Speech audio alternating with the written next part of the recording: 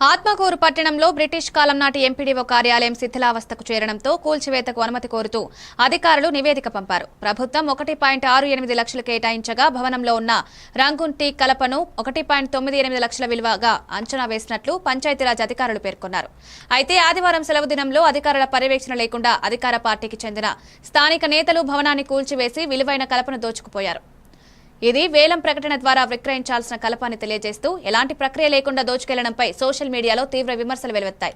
దీంతో స్పందించిన నేతలు కొంత కలపను తిరిగి కార్యాలయానికి తరలించినా ఇప్పటికే చాలా భాగం మాయమైపోయింది.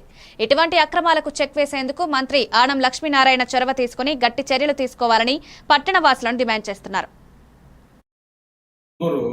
మున్సిపల్ పరిధిలోని పూర్వపు బ్రిటిష్ కాలం నాటి ఎంపీడీఓ కార్యాలయాన్ని శిథిలావస్థకు చేరిందని అధికారులు దాన్ని కూల్చివేసినారు.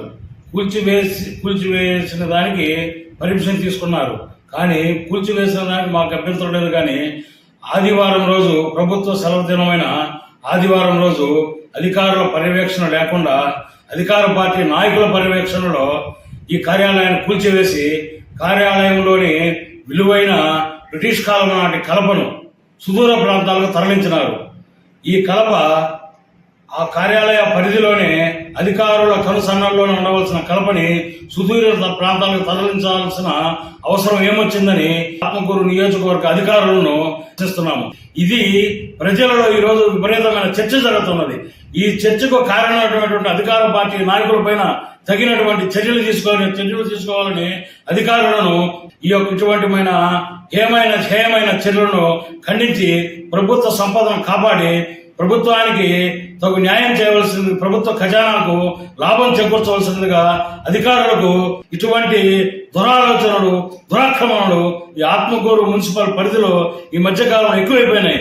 వీటన్నిటినీ దయచేసి మన మంత్రివర్యులు ఆనం రామారాయుడు గారు వీరి మీద తగు చర్యలు తీసుకోవాల్సిందిగా కోరుకుంటూ 3 నెలల ముందు మన నారపేట సైజులో జామాయిలు దగ్గర 1.5-2 కోట్ల రూపాయల జామాయిలు కొట్టేసేసి రాత్రులు అమ్మేసిన విషయం తెలిసిందే.